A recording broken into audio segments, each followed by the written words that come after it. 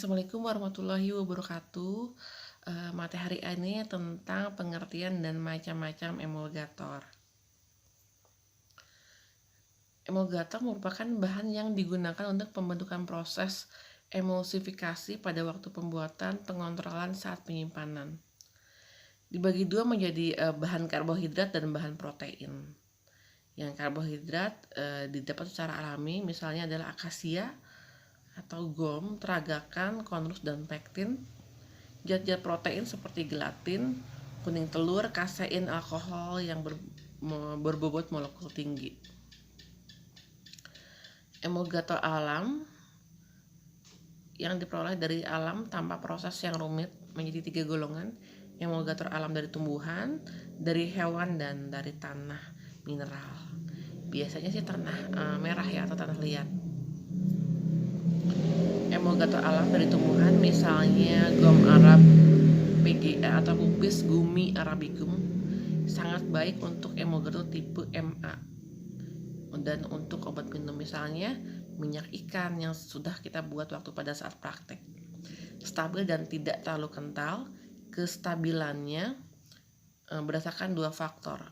Kerja gom sebagai koloid pelindung dan terbentuknya cairan yang cukup kental sehingga pengendapannya cukup kecil tapi tetap harus mudah dituangkan atau tiksotropi. Selanjutnya adalah penggunaan gom pada bahan-bahan tertentu, misalnya untuk lemak-lemak padat. Biasanya PGA-nya perbandingannya adalah sama banyak. Misalnya parafin ya. Kalau beratnya 10 berarti PGA-nya juga 10. Cara pembuatannya, lemak padat dilebur dulu, lalu tambahkan gom buat korpus dengan air panas 1,5 kali berat gom. Dinginkan, encerkan dengan air dingin. Contohnya sera, oleum, dan parafin. Selanjutnya minyak atsiri. PGA sama banyak dengan minyak atsiri, misalnya oleum cinnamomum ya.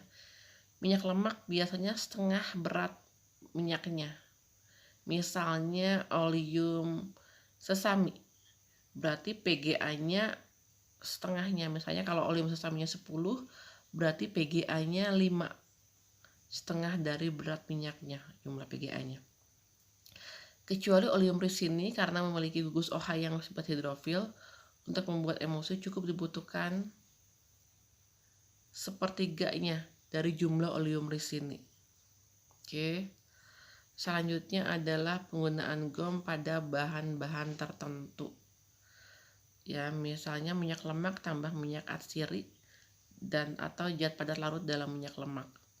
Kedua minyak dicampur dulu, zat padat dilarutkan dengan minyak, ditambahkan gom setengah minyak ya, ditambah